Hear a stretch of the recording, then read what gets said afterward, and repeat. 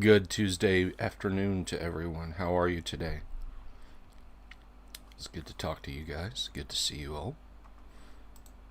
Just getting ready to do my painting thing today. Thank you everyone who stopped by and watched the playthrough of Space Hulk in a kind of a bit of a sad coincidence. I found out yesterday evening that Richard Hallowell, the man who created Space Hulk, actually passed away. I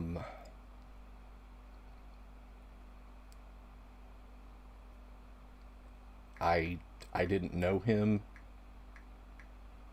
I never interacted with him, but his game brought me a lot of enjoyment. I appreciated it. My rather sharp opinions about Games Workshop aside, it was obvious that the game came from a place of love of tabletop gaming, and I'm sure he will be missed by a great many people. So, rest in peace, Richard Hallowell. I would have said something during the game if I had known. I would have definitely brought it up.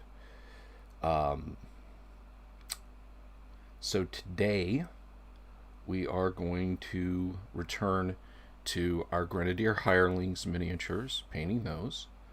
As I promised, I have broken out my green ink from Reaper. This is 9211. I don't think you can get this anymore, but if they have returned this to their catalog, grab some. It's good stuff. I have a new wet palette.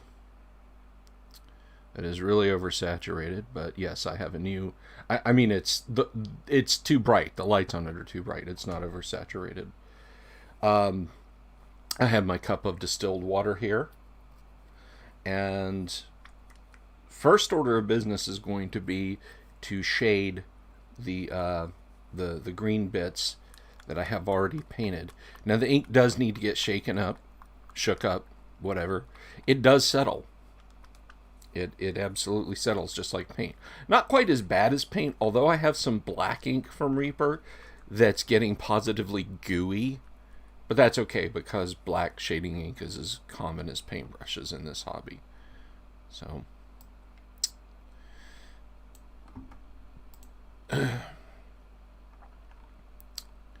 So anyway, we'll get some paint on here in just a minute. Well, some ink anyway. I may put a little bit of water in this, distilled water. And in case you're wondering about, why I say distilled water, man, is he that much of a snob about his water? Well, when it comes to painting, yes. And the chief reason is that the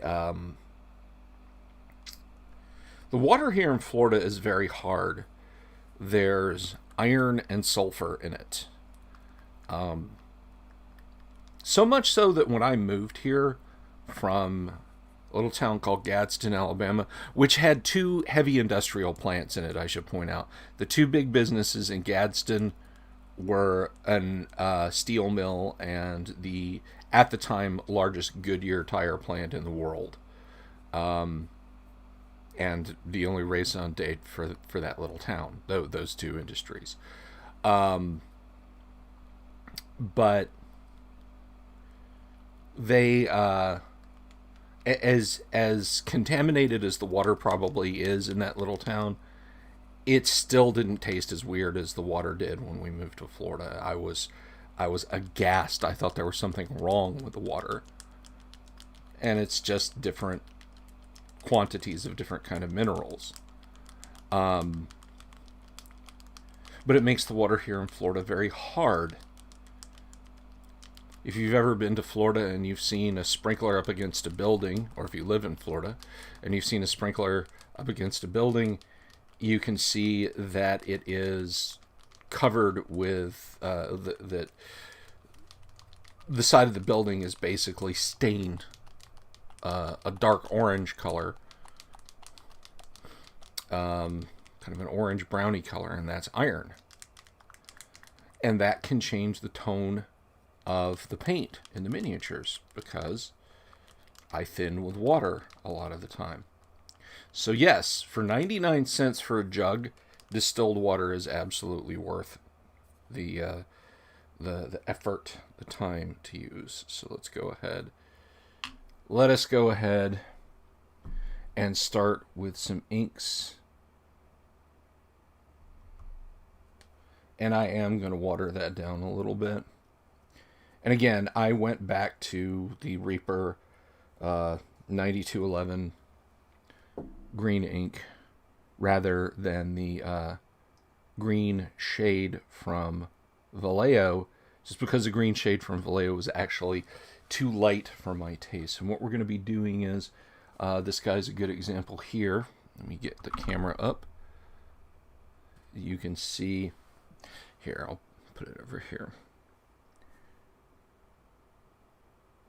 You can see he's got a green tunic on, and we're going to wash it. And for that, we're just going to use, let's see. This is a Reaper Zero brush. It's kind of started to get some curl and some wild hairs on it. This is fixable, by the way. If you want to fix your brushes rather than just throwing them out and buying new brushes constantly, if you have natural brushes particularly, synthetic brushes you can fix too, but natural brushes you can fix with hot water and conditioner. Like conditioner you put on your hair. I don't use conditioner. I mean, look at this mess. It's not exactly worth wasting conditioner on. But anyway, so let's see, not using the wet palette yet. I'm going to lean in so you guys can hopefully see what I'm doing, and then I'll just kind of show you. But I'm just taking the ink and I'm letting it get down into the crevasses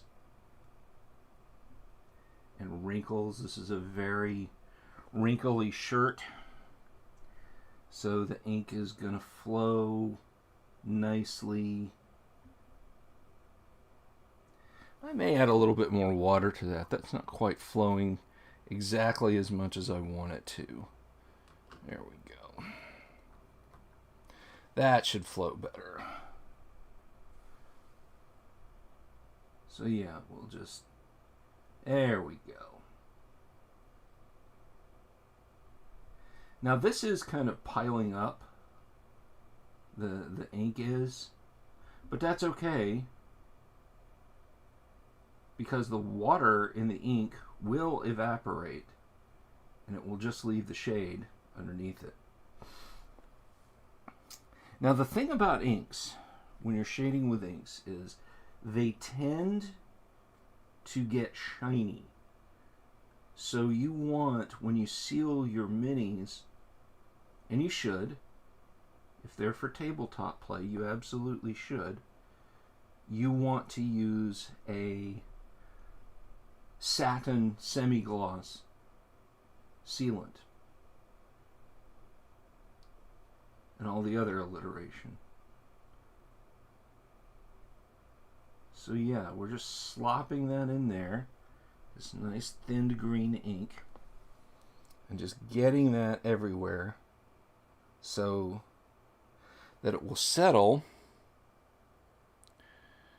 in all the crevasses, cracks, and wrinkles in our hireling's green tunic.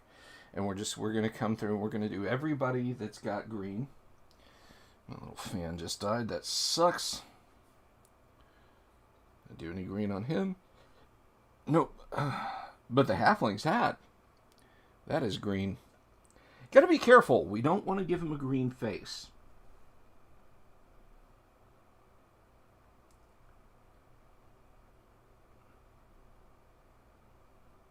But we do want that green to pile up around the hat band.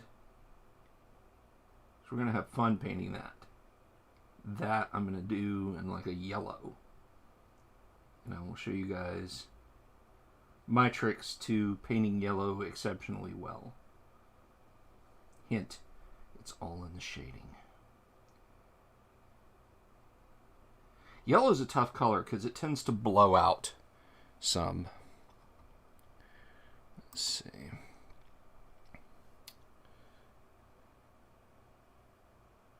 I have noticed that my painting streams are not the most popular things that I do.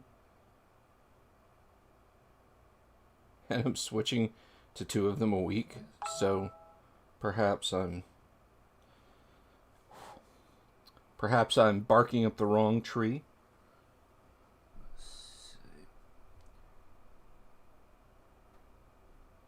We shall see. We shall attend to it and prepare for that contingency. Okay. Yes, this guy's got his little green bag. Do do do do do do do do do do do. All right. It's the little green bag, and we're just slopping in some green ink there. Oh, I'll show you this guy. You can see that there. Is that coming in focus? No, that's next to impossible for y'all to see. But the halfling's hat shouldn't be. So you can see there some of the wet, shiny spots on his hat, hopefully.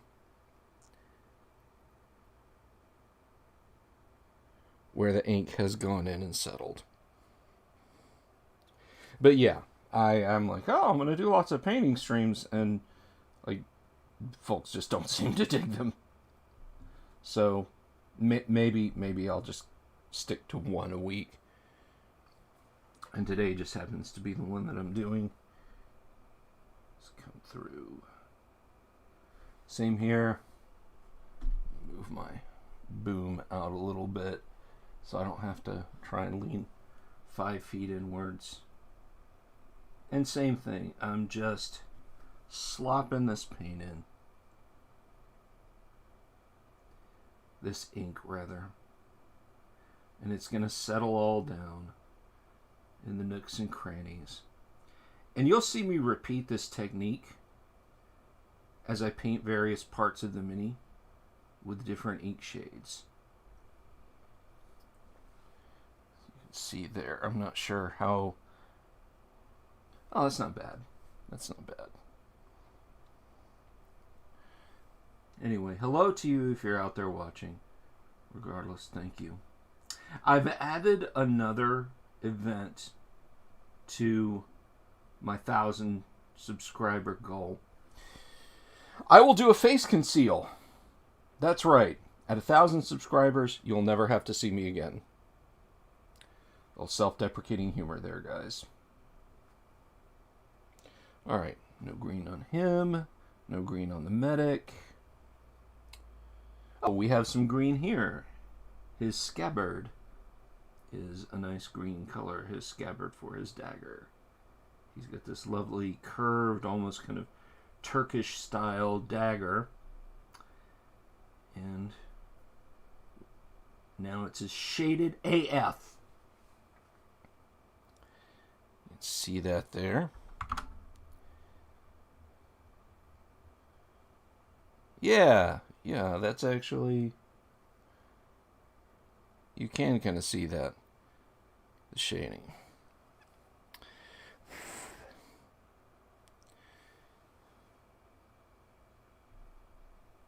Alright, so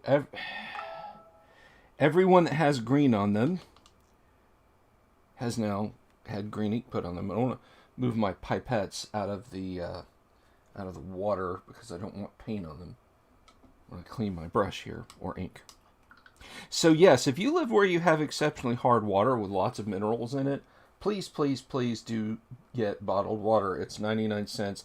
It is among the cheaper things you can add to your paint. Let's see. Sorry, I'm getting lots of messages.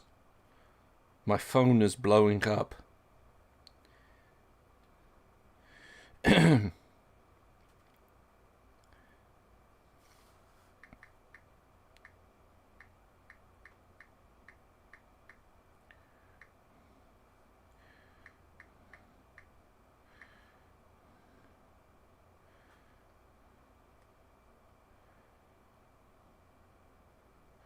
Alright.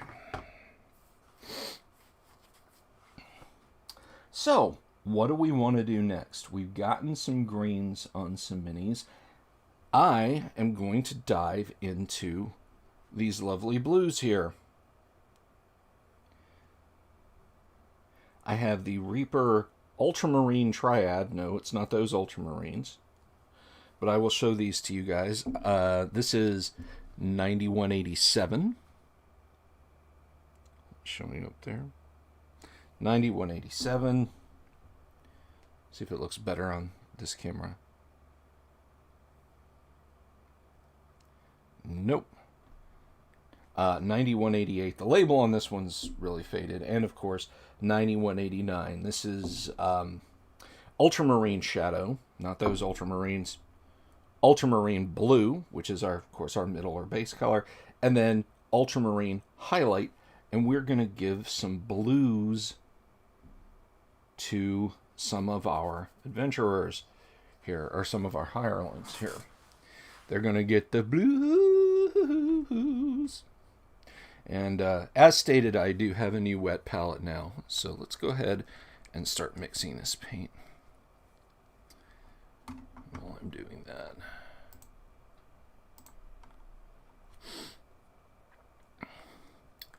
But yes, if you're watching me for the first time ever, first of all, welcome. And second of all, thank you all so much for joining. I do appreciate it.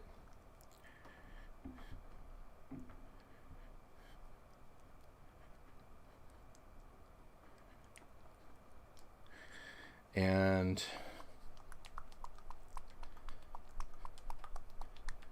yeah, this is just a thing I do. I do this 5 days a week, Monday to Friday, around lunchtime. And I like seeing people join in the chats and everything, so don't be shy. If you're sitting out there going, ooh, I don't want to disturb him while he's painting, disturb me. Dare. Dare. And while I'm shaking this up, after having said welcome to you all, I will also regale you with tales from last night's AD&D session. So the previous session had ended with a group literally parlaying with 2 huge adult green dragons, or large adult green dragons, on their way to Castle Greyhawk. And they were able to avoid them, at least for the time being. They re-entered the Tower of Sorcery in the castle because it's got an elevator that at least goes to 3 floors. The lobby, where they found the disturbingly illustrated pamphlets warning them of all the dangers in Castle Greyhawk, with cartoon illustrations of every member of the party, even members of the party that had never been to Castle Greyhawk before, dying in a number of amusing and horrifying ways. But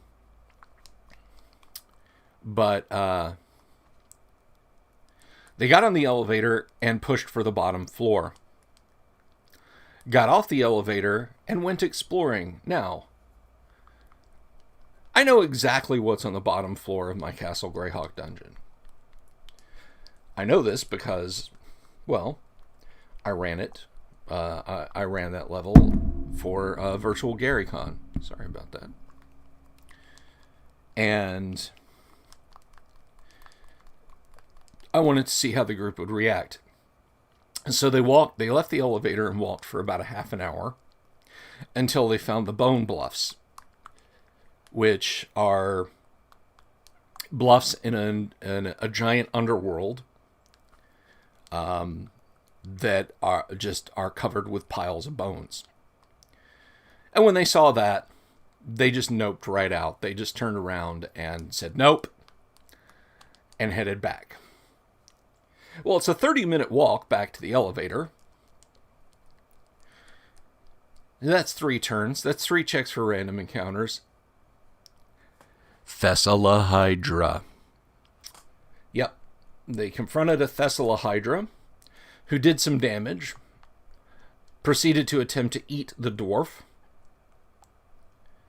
but they were able to slay it.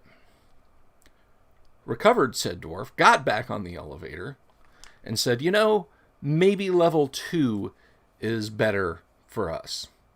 So they rode the elevator back up to level 2, all the while listening to a Muzak version of The Girl from Ipanema. The elevator music joke is a running gag with my Monday night group. So they listened to The Girl from Ipanema, rode the elevator up to the second level, got off on the second level,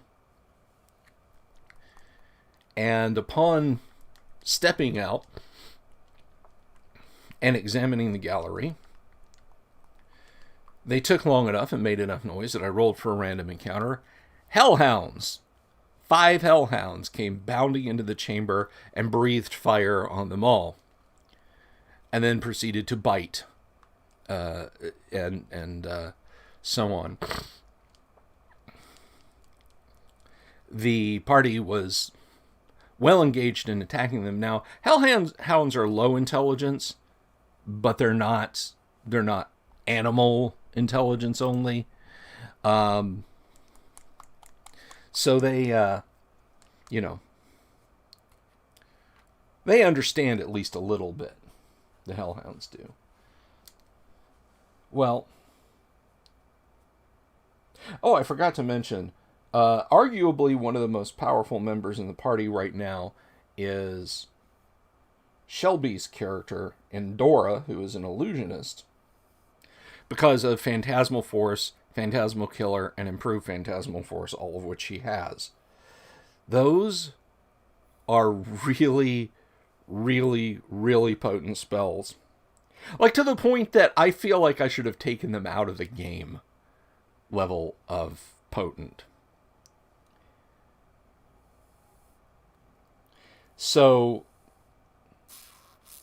she used Improved Phantasmal Force and had a fireball detonate on top of the Thessalahydra. It failed its save to disbelieve, and failed its save versus fireball enough that it expired. And then the hellhounds, when they were chewing on the party, she used audible glamour to make the sound of a fairly considerable amount of water rushing towards them. Now, the hellhounds, of course, are fiery beasts. So mixing up our blue there in the wet palette with a few droplets of water. The hellhounds are fiery beasts.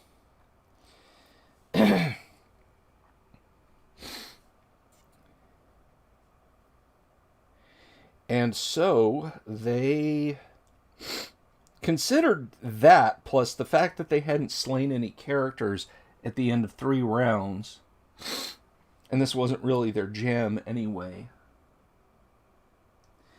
I made a morale check for them, and they fled. Now, interestingly, sorry, I'm doing it again. Interestingly, AD&D hellhounds are very tough customers. These were the 7 hit dice variety of hellhound, which means that when they would breathe, oh, that's a beautiful blue color. I can't wait to show you guys this. When they would breathe their fiery breath, they were doing 7 points of damage with every breath, which doesn't sound like a lot, but it does add up, right? Every little bit adds up. So they breathed on the party a few times. The party hacked them for a bit, but they had lots of hit points.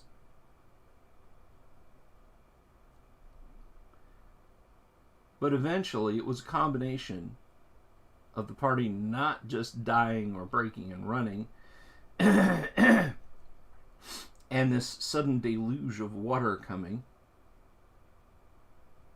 And I did give the hellhounds a chance to recognize that it was false, but they did not. Low intelligence, you see.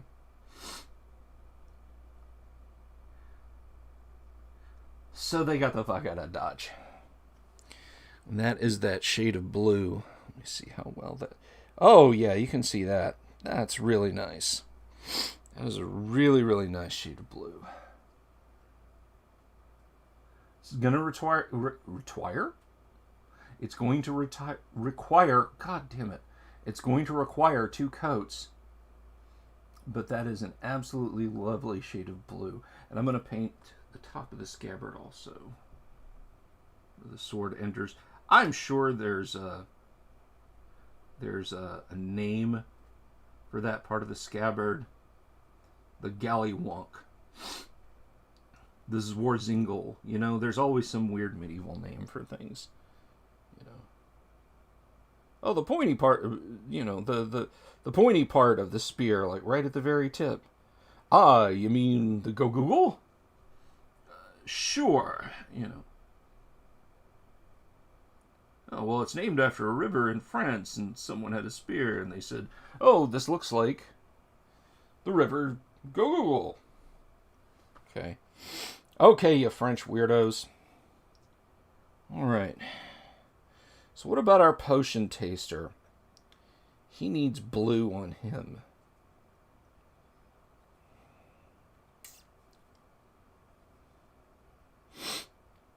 I feel like, you know, let's make his hat blue. Let's make his hat ultramarine blue. Let's do that. And again, and as always, 2 thin coats. 2 thin coats. We don't want to glob this on.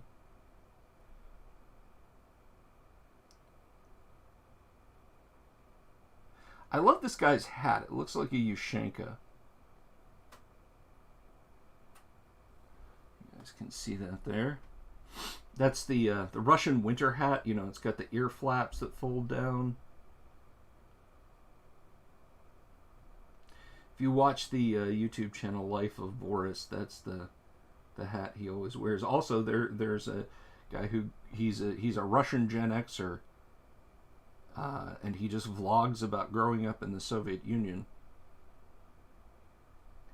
And his whole channel on YouTube is called The Ushanka Show.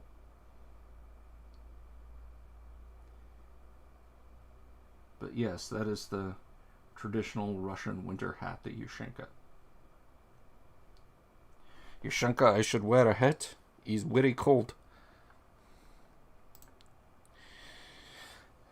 Look, the jokes can't all be winners. Maybe that should be an added incentive for getting to 1,000 viewers. No more dad jokes. Ah! I'm just kidding. I'll never stop.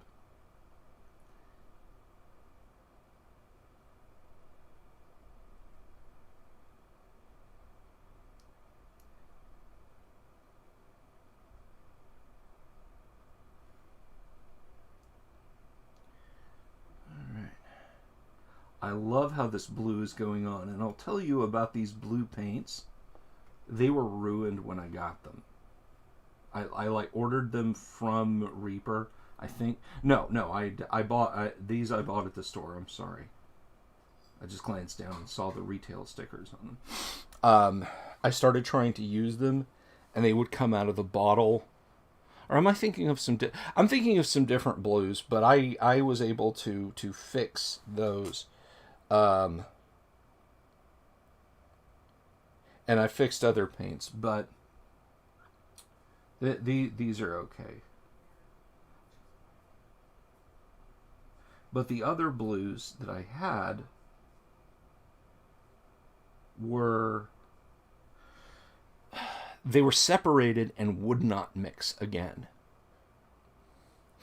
So what I ended up doing was I scooped as much of the solid material out as I could out of the bottles.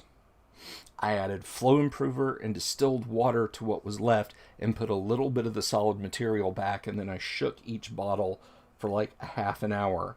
And with that, I got 3 bottles of good paint. So there he is. He's got his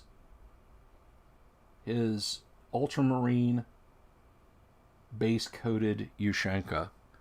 Look at that.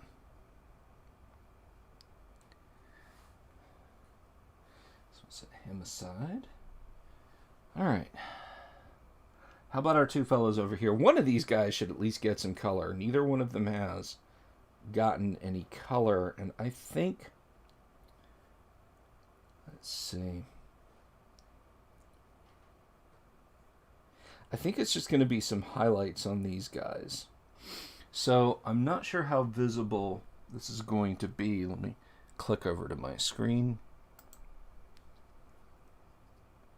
Yeah, not at all. Not at all. How about over here?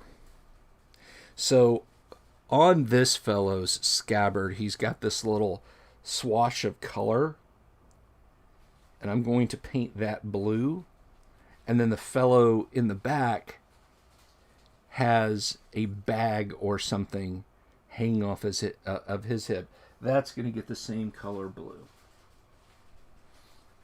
So just tiny dots of it here on these guys. Not huge amounts of blue paint.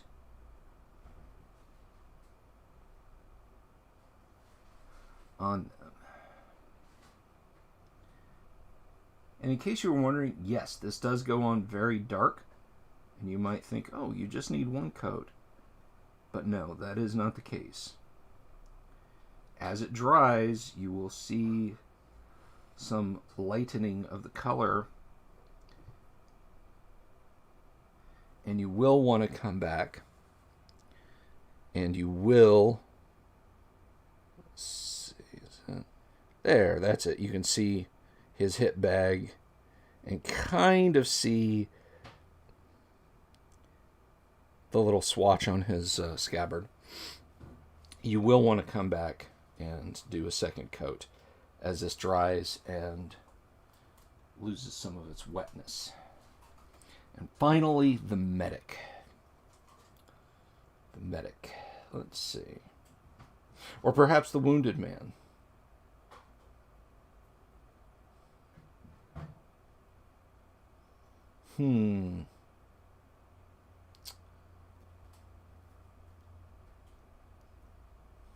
The medic seems to have armored boots, so not his boots, and an iron cap.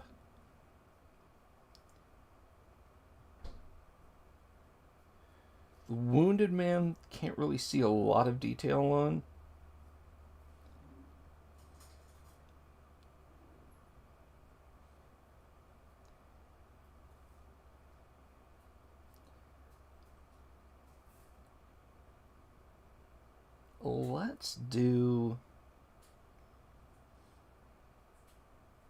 Let's use this up. Let's go with the tunic of the wounded man.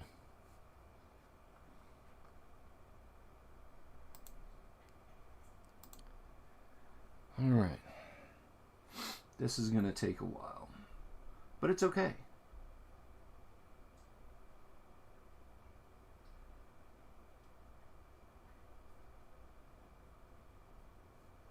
And remember, guys, anything you mess up on painting a miniature can be fixed. Even if the fix is to simply start over, you're not painting with testers enamels. Well, you shouldn't be anyway.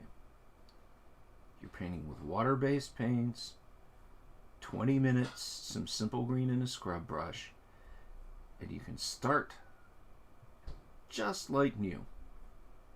We'll go over stripping minis one day. Oh yeah, his tunic's gonna look awesome. But yeah, we'll do mini stripping some other day.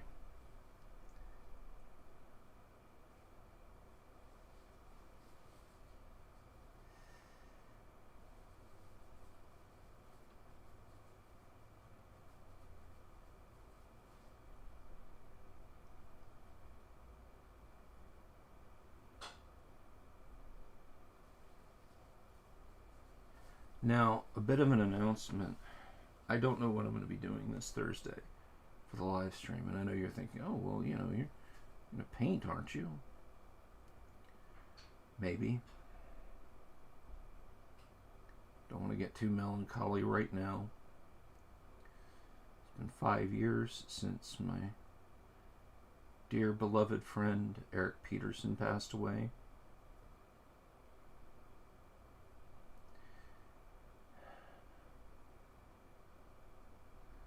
It's been about 3 since I lost Scott.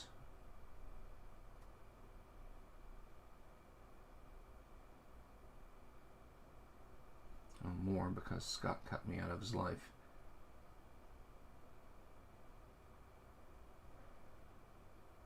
The fall before he died.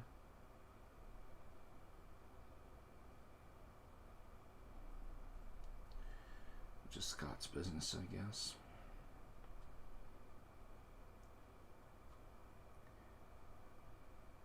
So I don't know.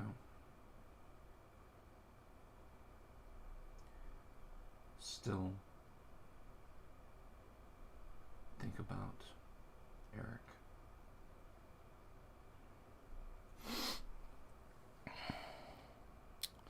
I'm just not sure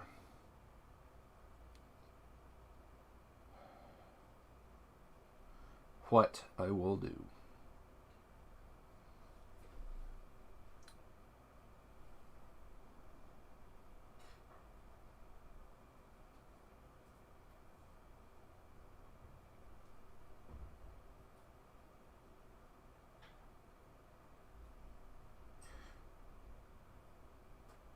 If Eric were still with us, he would be a regular guest on my show, because if you geek hobby, particularly if you like MechWarrior, then you would have wanted to hear what Eric had to say. He wrote MechWarrior 2 for PC. That's his baby. And the engine got used in the expansions for MechWarrior 2.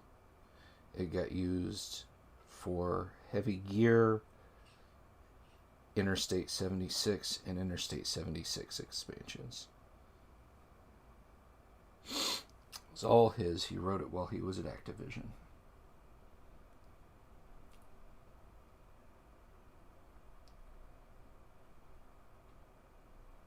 I don't know about the PlayStation version. I know he did not like the PlayStation version. He thought it was a subversion of the simulationist approach that he took to creating MechWarrior. This guy is practically base coated and painted all in one go.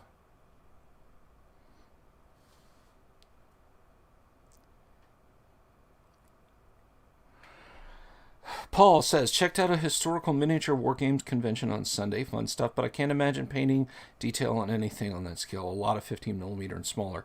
Paul, you're absolutely right. I've seen guys do like entire divisions of Japanese Marines for Okinawa simulations in 10mm, and I'm just like, what in the 9 hells?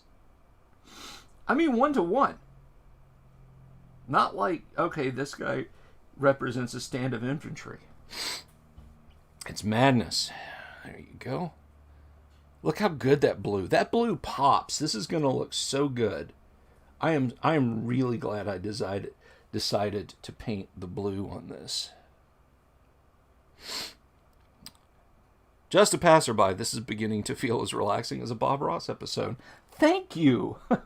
I take that as a very high compliment. I know Bob Ross is very meme-worthy, but thank you.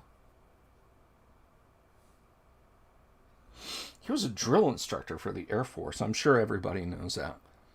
And he went to his painting thing because he said, I got tired of yelling at angrily at people. He didn't like it. You know, he got the frizzy perm like the day before he did his first show and stuck with it forever. Someone told him, they said, look, there are other people who paint on public television. What's your gimmick? What do you do differently? And he's like, I just like to paint. I said, well, no, what's your gimmick? And he was like, I don't know. And they're like, well, you got to get a gimmick. You got to get something to stand out. So he, I think the story goes he had his wife give him that perm. And so he wound up with a frizzy perm. All right, so I'm going to let those sit for a minute and take a brief breather, relax. I'm going to look around the table a little bit.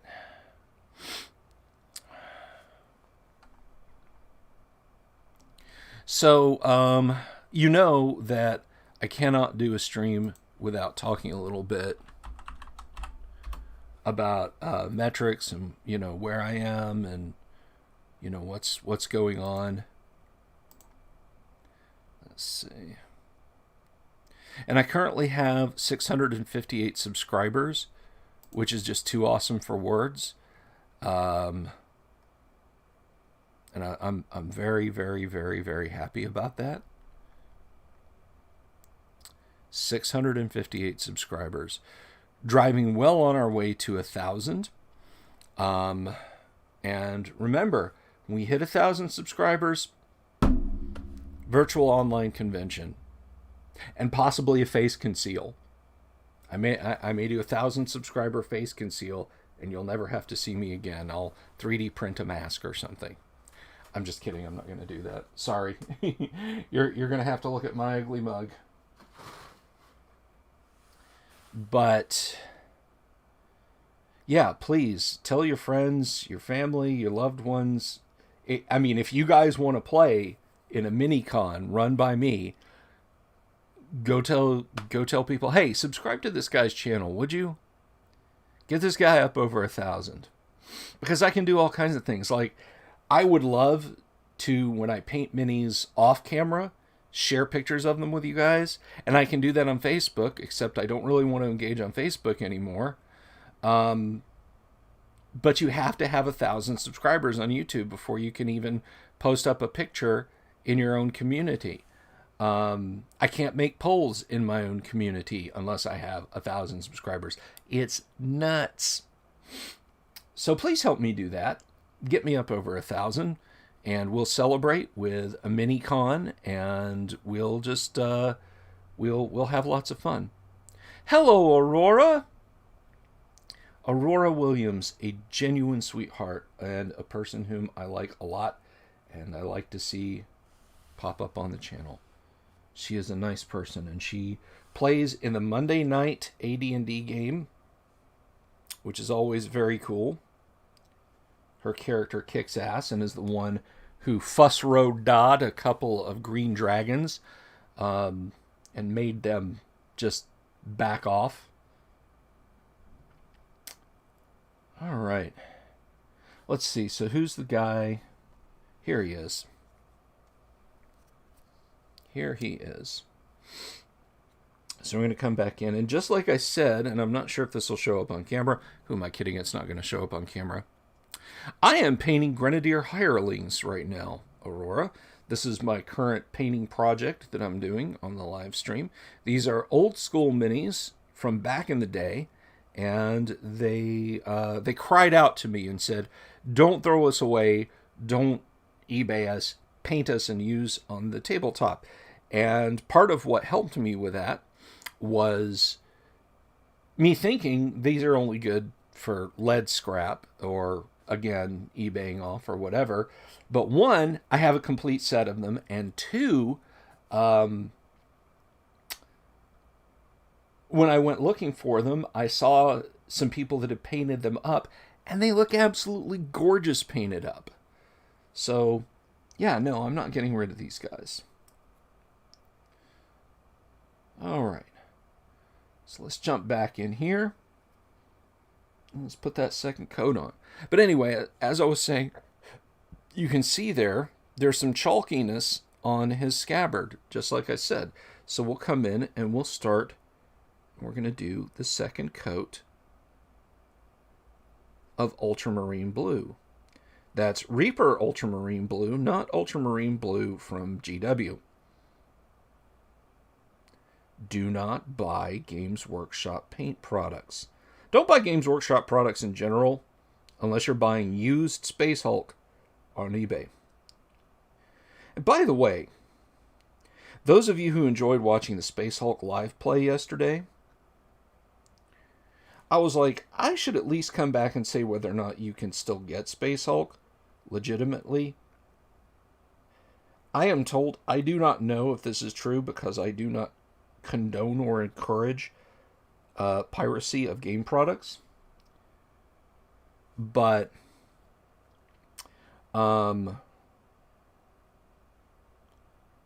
you might be able to get the rules, but you certainly can't get the miniatures or map pieces. You would have to get those separately, but a complete set of any edition of Space Hulk is now north of $150. I have a feeling with the passing of the creator, that's only going to get more and more expensive. All right. Of course, if Games Workshop would make it an evergreen product, it wouldn't be an issue. But we know they're not going to do that. They want you to buy their fucking Primaris Marines and nothing else.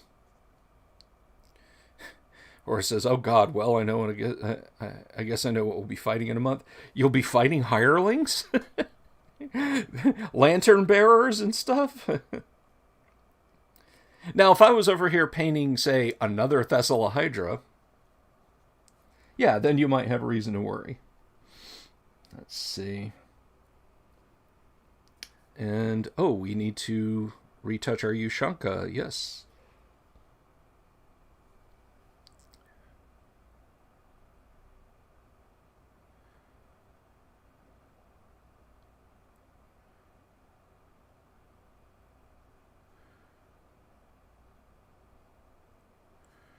Oh, sorry, I'm doing it again. Now, the posture that I have while I'm painting, if you guys can see me on the camera there, this is absolutely horrible. Don't paint this way. I wish I had a better camera setup.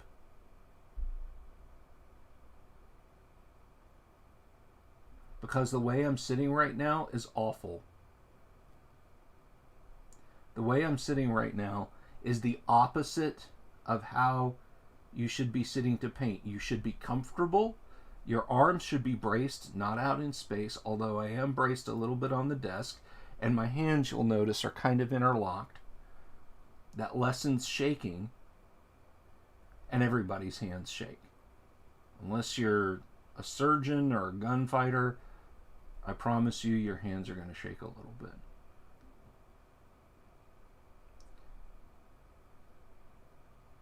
The irony is, I'm like trying to get full coverage, and I don't want any light spots. His hat is going to have to be so highlighted because, of course, it's where light is going to be hitting him at.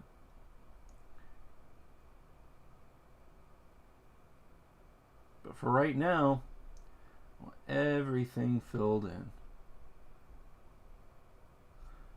Behind the brim of that dang Ushanka. There we go. That got it. Some spots here. All right. So there you go. And you can see that. Put him right here. And we'll come back over here.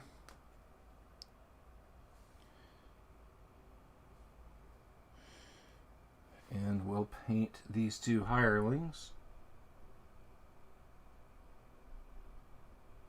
And I wish I could get it better on camera, but you know how I said, oh, it's going on so dark, but some primer will out. Yeah, this this guy's belt pouch, the spherical one there, yeah, it's self-highlighted. The paint ran off of the high spot and left primer showing through.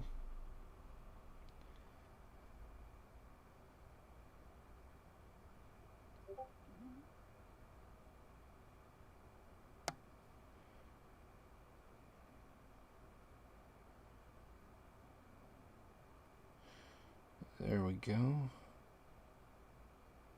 So yeah, it looked like it had a nice specular, almost said spectral, specular highlight.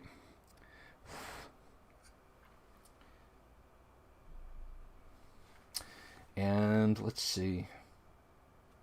Did I do any on him? No, he has green.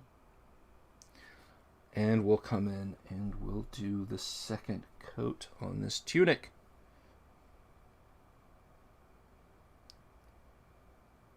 Same thing, the paint has run away from the highlights.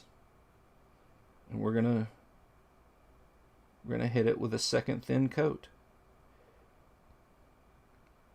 2 thin coats rather than 1 thick one. The master painter for Games Workshop says that, and I know I slag Games Workshop, but this guy can really paint a mini. Now, some painters have told me, like, I almost paid for some painting lessons from a dude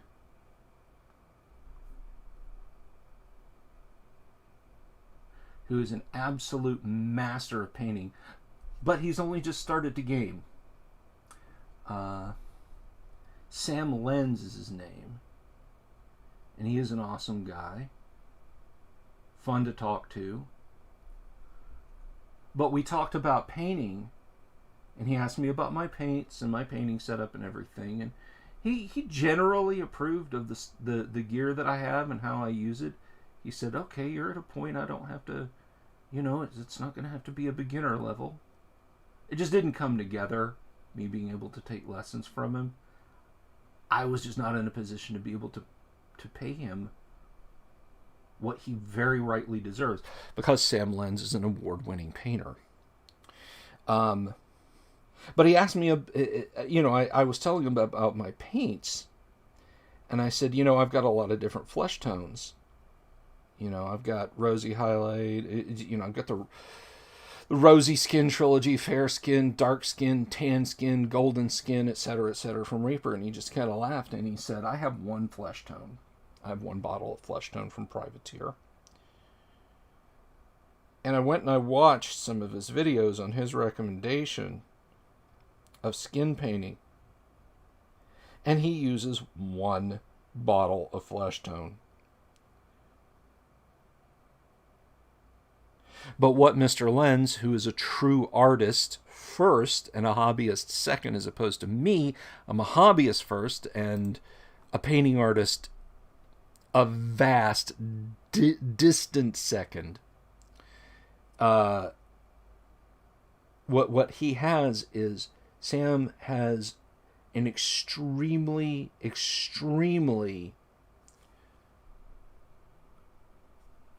detailed understanding, whether it is a gift or if it's through secondary art education.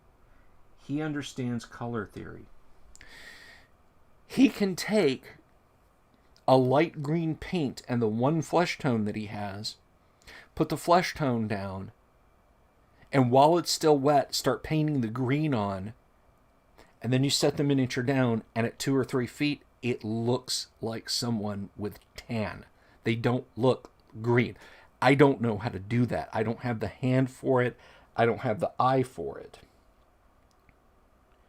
So I need the multi-layers of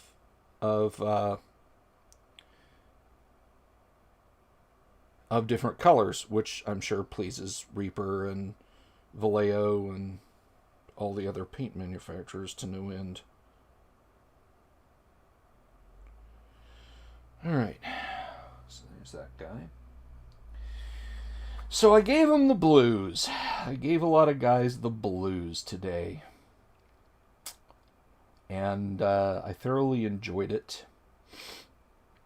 We're going to come in next time, and we're going to hit those spots with some blue ink, but we're also going to start building up the green highlights on the minis that have the green. So next time we'll be doing green highlights and blue inking on the hireling sets.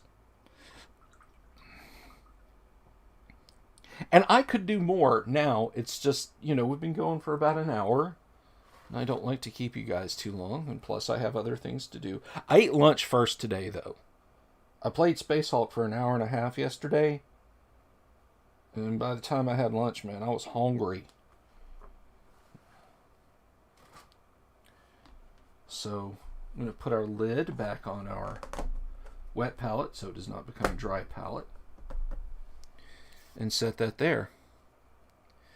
And I want to thank everybody for being on the live stream today. I really appreciate it. Thank you for popping in, Aurora and Paul and just a passerby. Thank you, everyone who stopped by over on Facebook. I did see viewers.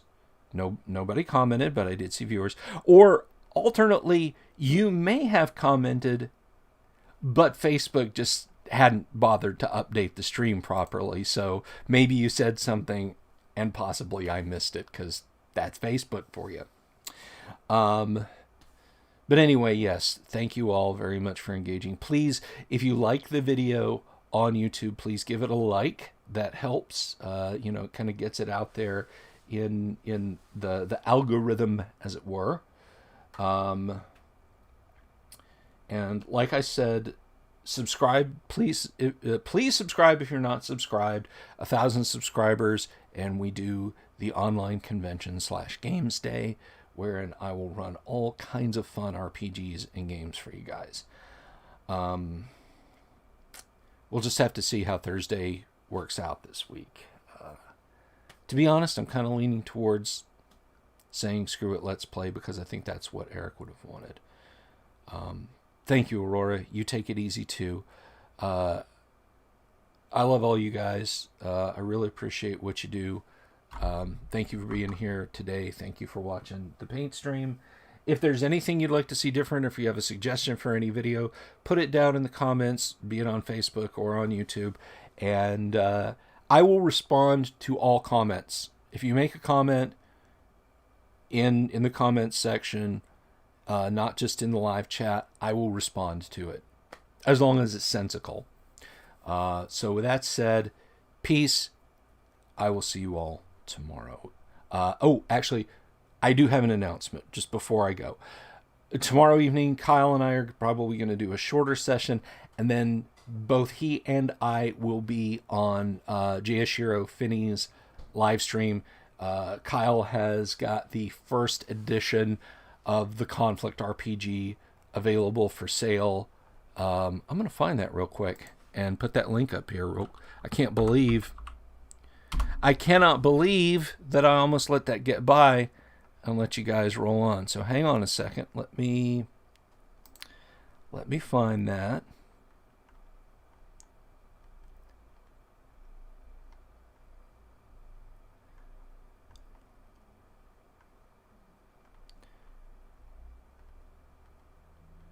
Where is it?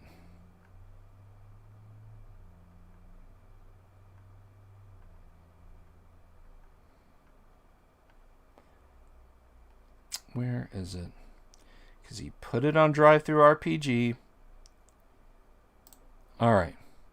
So dig this. If you want an action combat RPG, you need to go and you need to buy Conflict from Kyle Schuant, my co-host, friend, all-around swell guy.